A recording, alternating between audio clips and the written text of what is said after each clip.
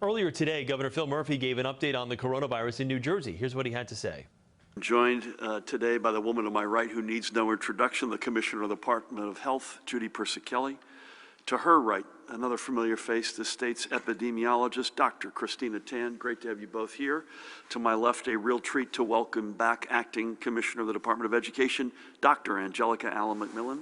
Angelica, great to have you. We have Jared Maples, Director of the Office of Homeland Security and Preparedness, Paramount Guard Chief Counsel Dan Bryan, a cast of thousands. Pat Callahan is not with us today, and I'd ask you to keep him and his family in your prayers. He would want me to say the following. The weather is still finding its way out of the state, doing a little something outside as I came in. The state police, and this is state police only, this doesn't include county, local, or DOT data, but the state police only 665 accidents that they responded to, 589 motorist aid requests.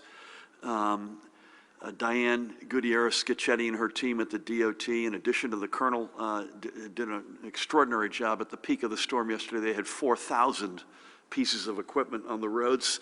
It's like a invasions every other week here, Judy. It's incredible, the logistics. The power grid held up very well. I think as I sit here, believe it or not, there are 66 outages in the entire state, which is extraordinary. There was a peak of 4,000. It's not clear that that was related to the storm.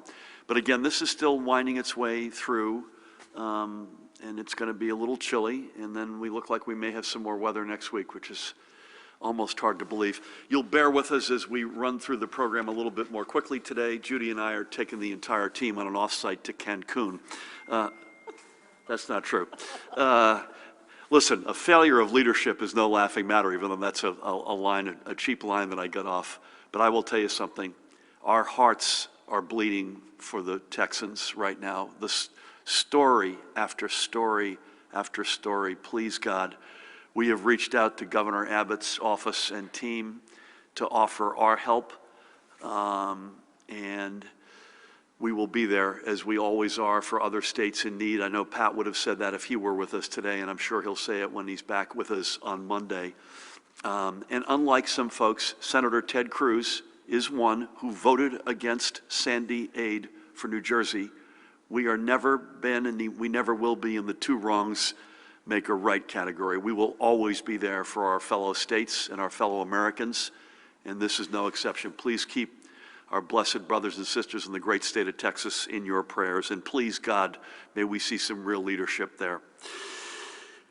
Angelica, switching gears to something closer to home, is with us today because the Department of Education is releasing its plan to address learning gaps in the increase in mental health issues among our students and staff, including our extraordinary educators, caused by the COVID-19 pandemic.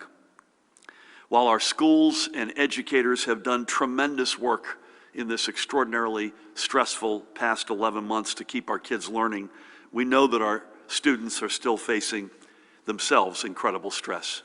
Now, I will let the Commissioner give the fuller picture, but here's a snapshot. We think this is the most comprehensive plan being put forth by any American state. So we're utilizing the latest round of federal elementary and secondary school emergency relief assistance provided by the most recent coronavirus relief package. That totals $1.2 billion in support for New Jersey schools.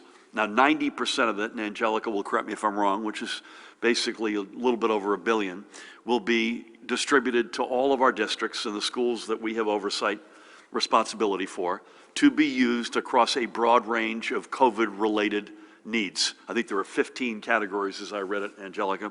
And this is everything from, as you said, in-classroom learning loss that the district programs that the district may want to do, after-school programs, all the way to new HVAC systems or other ventilation realities.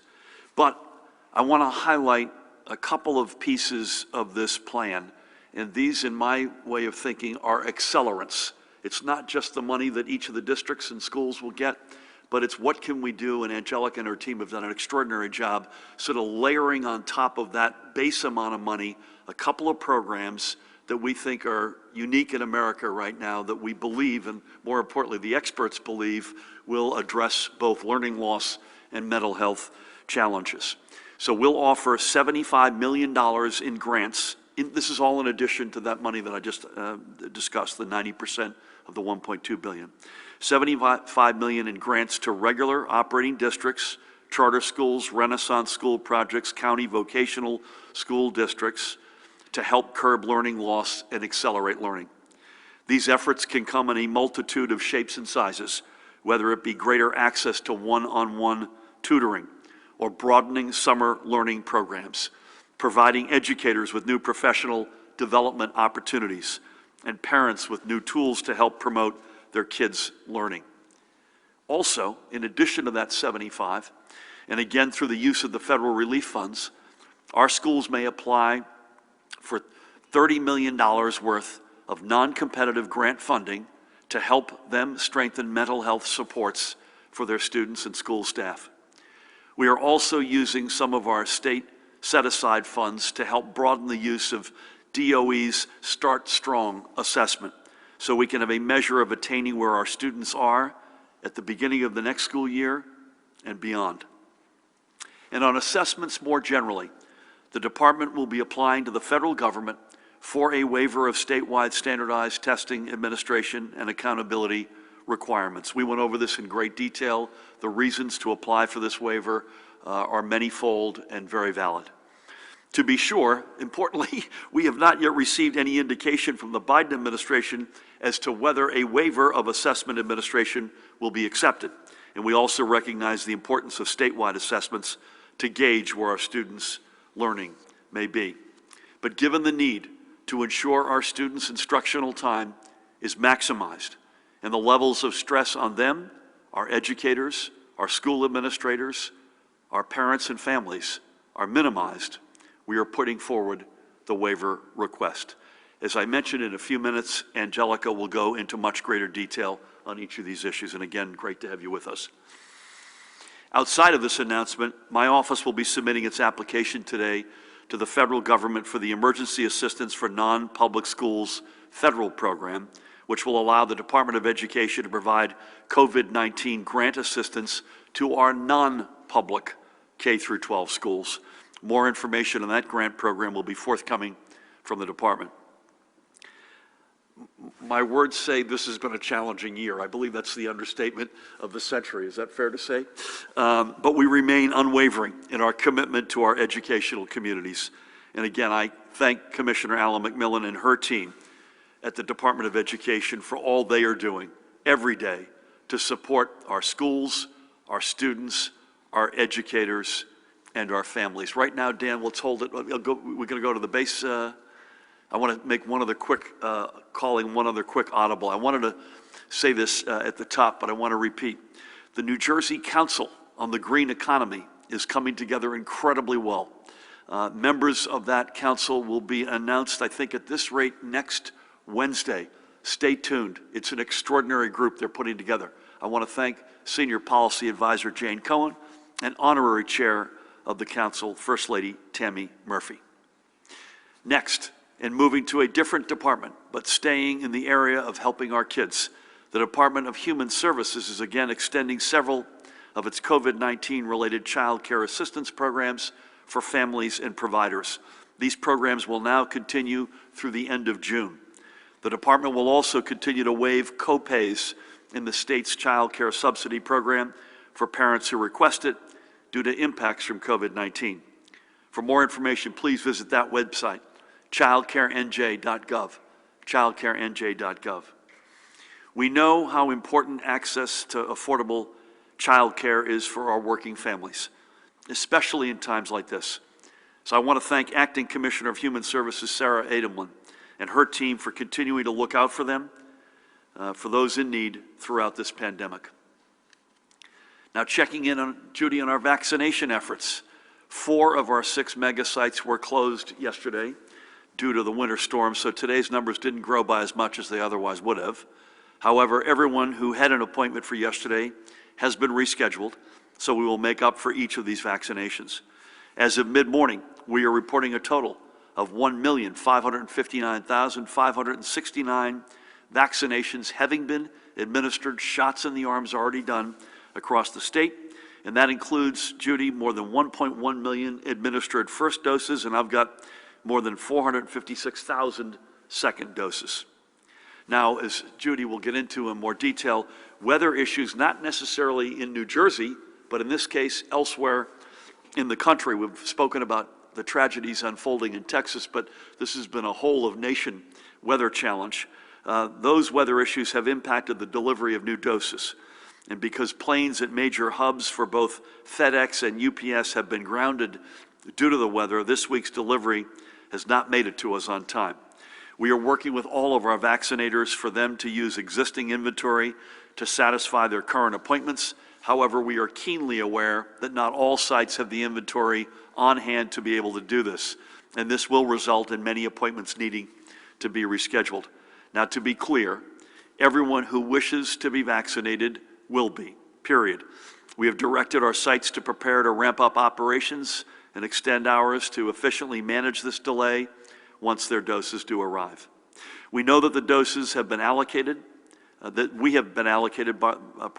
eventually be delivered.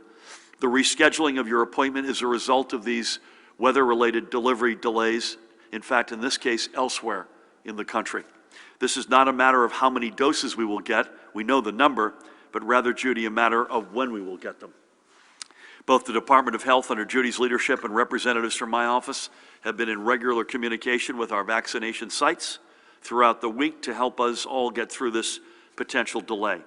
We will continue to remain in close contact, and we will help with any logistical issues for making sure everyone gets vaccinated. After the first major storm earlier this month, our mega sites showed that we can meet the dual demands of vaccinating both those with regular appointments as well as those whose vaccinations had to be rescheduled. In the days following that first major storm, our mega sites were administering to upwards of 10,000 people a day until all the rescheduled appointments were cleared out. So the good news is we have the capacity. We built our vaccination program to handle this capacity. We simply ask, and we understand people are anxious and or frustrated, we ask everyone for a little patience considering the latest kink Mother Nature has thrown into the works, not just here, but nationally. And on the topic of vaccines, here is the latest progress report by both CVS and Walgreens as they continue vaccinating residents and staff at the long-term care centers that are part of the federally run pharmacy partnership. And again, I want to repeat, Judy and team took the time to submit, and it was overwhelmingly approved by the feds, the broadest definition of long-term care of any state in America. As we've noted, CVS and Walgreens are scheduling multiple clinics at each facility they visit, as many as 4, to ensure that all residents and staff are given ample opportunity to be vaccinated. So far, as you can see, I've got a different number here, but it looks like 1,083 facilities have completed their first clinic. Is that your number? 873 facilities have completed their second clinic, and 167 facilities have completed their third clinic. Fourth clinics are just starting to be scheduled where they are needed. And by the way, Judy reminded us the other day, I want to make sure I get this right, fourth clinics, the CVS and Walgreens committed to 3 clinics. The fourth clinics are typically of one of 2 reasons. One is there may have been an outbreak, or secondly, weather, or some other logistical. So to the credit of the teams at CVS and Walgreens, they've committed to doing this sort of makeup round as need be. All totaled, I've got 190,083 vaccinations have been administered to our long-term care facilities. This is a nearly 70% administered rate. Now, 3 Fridays ago, that number was at 12%. It has come a long way. It's still not as good as the other pile, which is the stuff that the doses that Judy oversees that the state controls. Remember, CVS, Walgreens are a federal program. On the state side, as of this morning, Judy, I showed we had administered 88% of all the doses that have been allocated. So progress, while not in a straight line by any means, continues to be made on all fronts of the vaccination effort. Now, with that, let's turn to the overnight numbers. Today, we're reporting an additional 2,679 positive PCR test results, 593 presumed positive rapid test results. That totals 3,272. Statewide rate of transmission is now at 0.91. The positivity rate for the 43,848 PCR tests recorded this past Monday was 7.58%. I don't ever want to say I told you so, but we predicted that the weekend positivity rate was higher and it would come back down. And as we've said many times, there are fewer tests on Saturday and Sunday, and folks probably are going out to get tested on Saturday and Sunday because they feel like they have to, that they don't feel well or they've been exposed. This just in, we've said this many times, it might be smart, folks, if you want to get tested, to get a test scheduled on Saturday and Sunday, because we know that capacity well exceeds demand on those 2 days of the week and on holidays. In our hospitals, we continue to see promising signs as the numbers overall continue to decrease. The total number of patients being treated last night was down again to 2,202. That's the lowest, Judy, I think, in many months. Of this number, 2,028 are known COVID positive and 174 awaiting results. We had 443 of those patients in ICUs, 300 ventilators in use. Throughout the day yesterday, as you can see, 323 live patients left our hospitals, 216 new COVID patients were admitted, and sadly, and again, we're comparing apples to oranges, these are not confirmed, we have been told that 33 blessed souls lost their lives. However, we can confirm this, that 64 additional folks have been confirmed losses from our extraordinary New Jersey family. You can see the total numbers, now 20,495 confirmed and another 2,289 probable deaths. Let's recall three more extraordinary New Jerseyans who we have lost. First up, this guy. This is all you need to know about this gentleman when you look at that picture. Nelson Cheng, a native of Taiwan, who had called Hamilton Township in Mercer County home for the past 35 years. You won't be surprised to hear in about a minute or so what his line of business was. Nelson and his wife Leslie came to the United States from Taiwan in 1978. They first settled in White Plains, New York, and they soon after moved to Parsippany, where Nelson started a career as a hibachi chef at the Bonsai restaurant in Denville. And when a second location was opened of the Bonsai restaurant, in this case in Hamilton in 1985, Nelson signed on as head chef and part owner.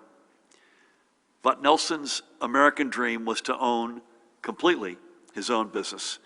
And that dream was fulfilled in 1989 when he purchased the Carville ice cream store in Hamilton's Yardville section. Judy, you are a Mercer County through and through. I suspect you have passed through that Carville store many times. Always community-minded, Nelson's Carville maintained strong ties with many local organizations and sports teams.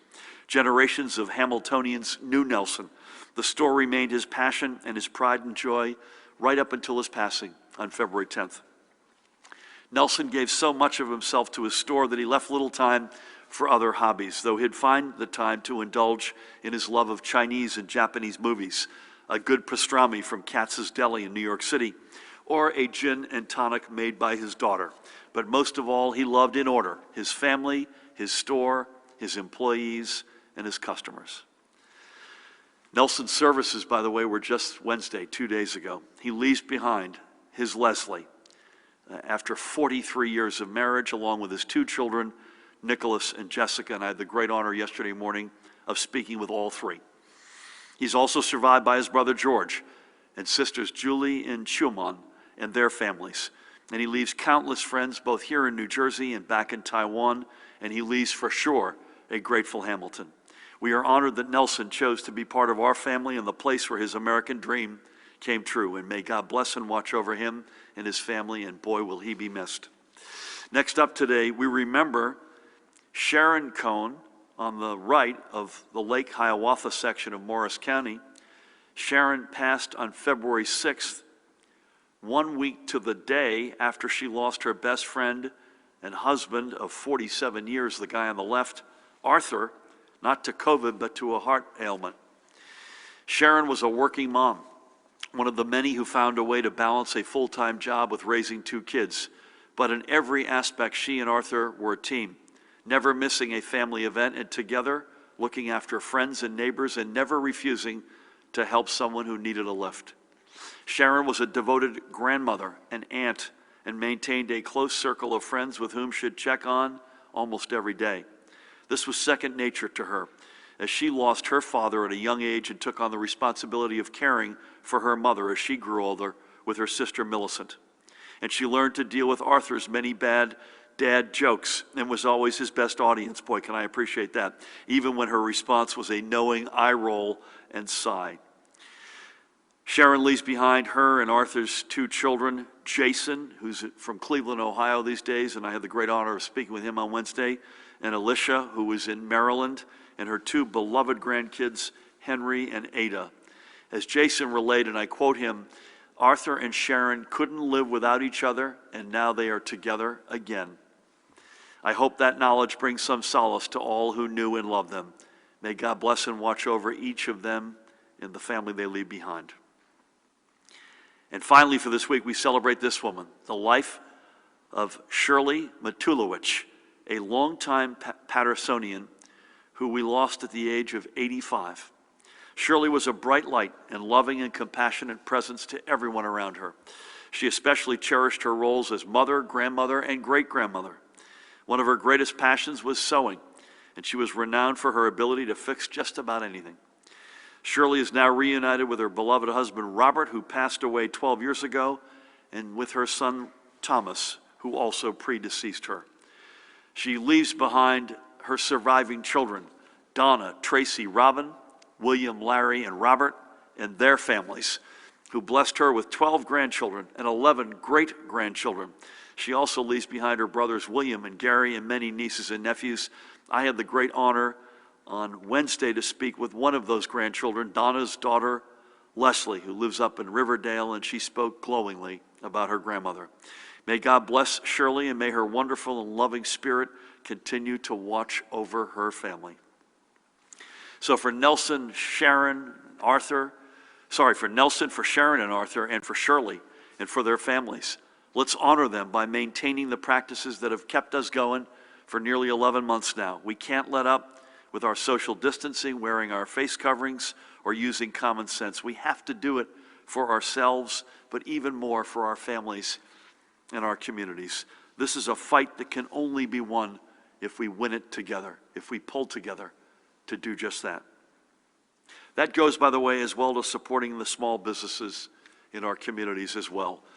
They have also been a central focus of the efforts of the New Jersey Economic Development Authority, and this is another reminder to our small business community that the EDA's Small and Micro Business PPE Access Program application window is again open. As we've discussed before, the PPE discount program can save participating small businesses up to 70% off their purchases of personal protective equipment for their employees and for their customers.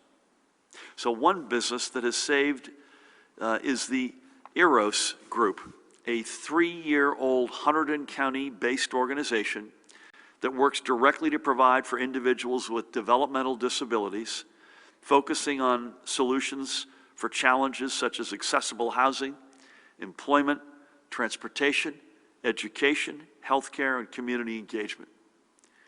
It's a fascinating group. Their first question when they meet you is, what are your hopes and dreams? As so many folks in their community have been stripped too often of their hopes and dreams. And they make it their business to bring folks not just back in touch with their hopes and dreams, but back into the community. Jennifer Brown, right there on the right, and she's an extraordinary woman, and her team of roughly 20 employees serve a clientele of 58 individuals across 12 counties. Through the PPE discount program, Eros has been able to procure the protective equipment that both staff and clients have needed to stay healthy throughout the pandemic. And the money they've saved has meant more money for meeting their core mission. I had the great opportunity to check in with Jennifer on Wednesday and to thank her and her entire team for their commitment and compassion for some of our state's most vulnerable residents.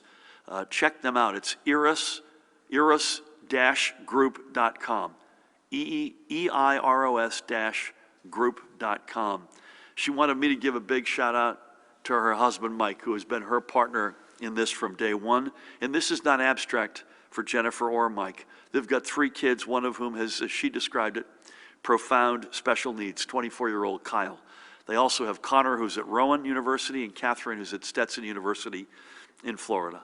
So keep up the great work, Jennifer and Mike and team.